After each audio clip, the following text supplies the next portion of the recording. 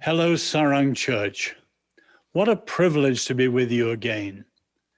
When I was with you last, I pointed out how the church in Korea has an incredible privilege, responsibility, and challenge. Because you're in the advanced modern world, and yet you're still growing and spiritually powerful. Whereas if you look at the Western world, the more advanced the West is, the less powerful the church has become.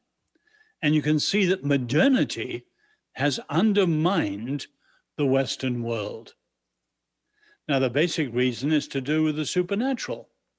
In the West, what is unseen is also considered unreal. And of course, that rules out prayer and spiritual warfare.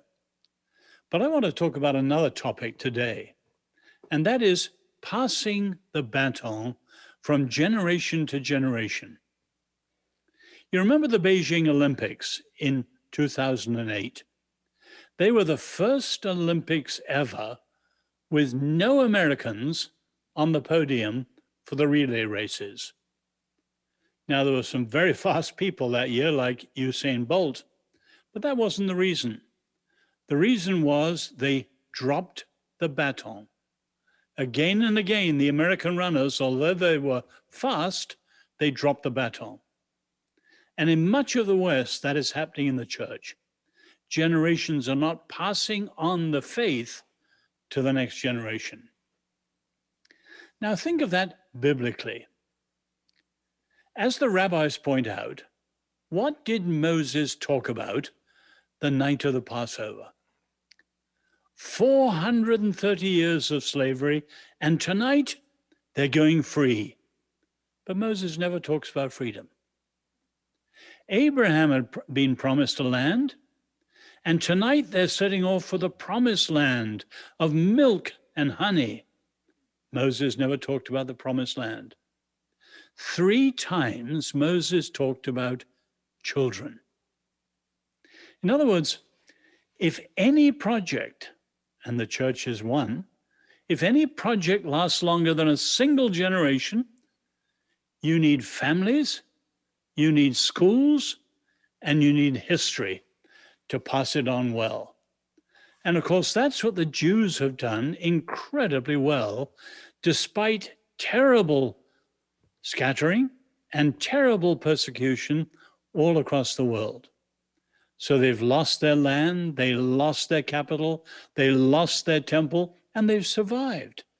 And the reason is they passed on the faith well, as Christians should do too. Think of some of the reasons for that. Take a very simple example you can see in the Bible. In Judges chapter 8, you have Gideon coming to take over a city, and he captures a young teenager and asks him to tell the names of the leaders in the city of Succoth. And the young teenager can write down 77. Now, people don't notice that tiny verse, but that's quite extraordinary. In much of the world, you only had cuneiform or hieroglyphs or pictograms. So, for example, they were so complicated in China or Egypt or Babylon that only the elite in the palace or the temple had access to the alphabet. But the first Proto-Semitic alphabet was invented around the time of the Exodus, and it had less than 30 letters. And you can see that meant that there was literacy for everyone, even a teenager. And that idea runs through the whole of the Bible and right down after the Bible.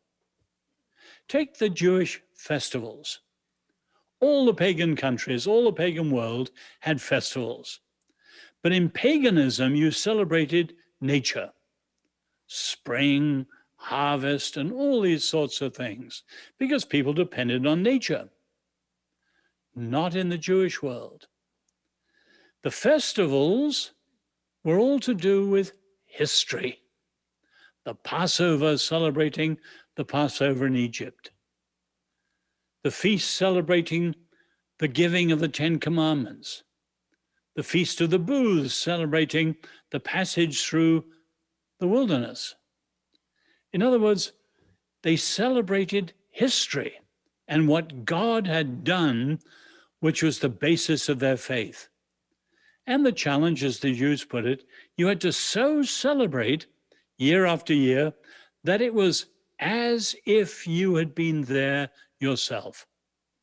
So that young people who had not been there, or later generations who had not been there, celebrated the festivals and were as if they'd been there with Moses at the Passover, and so on.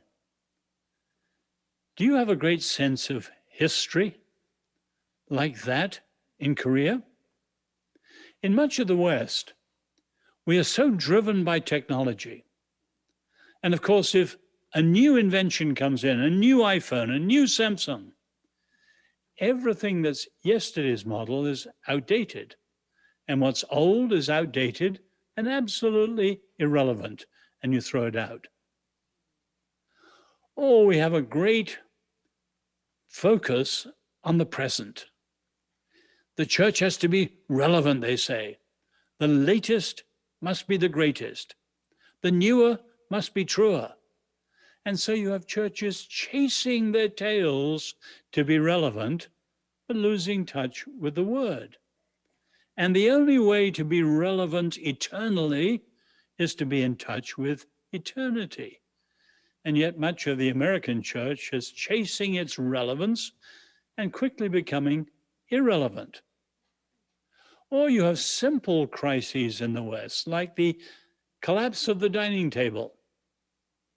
When I was a young man in China and then in Europe, the family dining table, everyone came together for supper.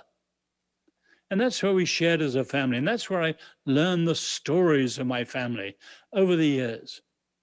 In America, though, with fast life, the family dining table has become like a Grand Prix pit stop to refuel. Someone's going to a sports game, someone to a violin lesson, and people just come in quickly, grab their food, and race off. And there's no cohesion, and there's no history in the dining table. So there are many reasons where you have the church in the West with a low view of history, a breakup of the family, and no real sense of schooling, even in church schools. And so the younger generation, Generation Z, as they call it in America, does not have a strong sense of faith handed down. Now you see that in the New Testament. Paul talking about Timothy and the roots of his faith, and so on. And I would say that's been the key to my family. As many of you know, I come from a famous Irish family, and my branch of the family has kept the faith for generations. And many of us think it goes back to the prayer of a remarkable woman, my great-great-grandmother. There was a duel in Ireland when a city councillor insulted a political leader, and the only recourse was a duel. The widow of the councillor, 22, with a little child, was depressed in the scandal and bankruptcy and considered suicide. Fortunately for our family, she came back to faith. And she met and married her second husband, my great-great-grandfather. But what's wonderful is the family records show that every day my great-great-grandmother prayed for 10 generations of us. And in my side of the family, there's no break in generation after generation of people who've been followers of Jesus. So I would say to you, dear Korean sisters and brothers, you have this immense privilege before the Lord for the whole world, keeping alive the supernatural, keeping alive prayer, and what I'm challenging you today, keeping alive that gift of passing on the faith from generation to generation. The Lord keeps his word. And he is faithful, as the Bibles tell us, to 1,000 generations. Every generation is a pulse beat in the story of humanity. I would challenge you as families, as individuals, and as Sarang Church to be people who hand on the faith so the torch of faith in the Lord shines as brightly in the second, third, fourth, fifth, sixth, and on generations until the end of time. What a privilege to be with you. As you turn to prayer, the Lord bless you and keep the flame of faith alive and burning brightly across the modern world. Thank you, and God bless you.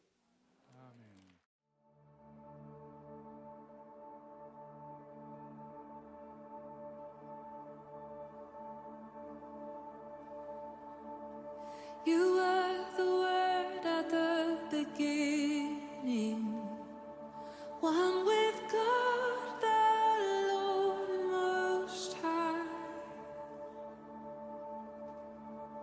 Your hidden glory in creation, now revealed in you, our Christ.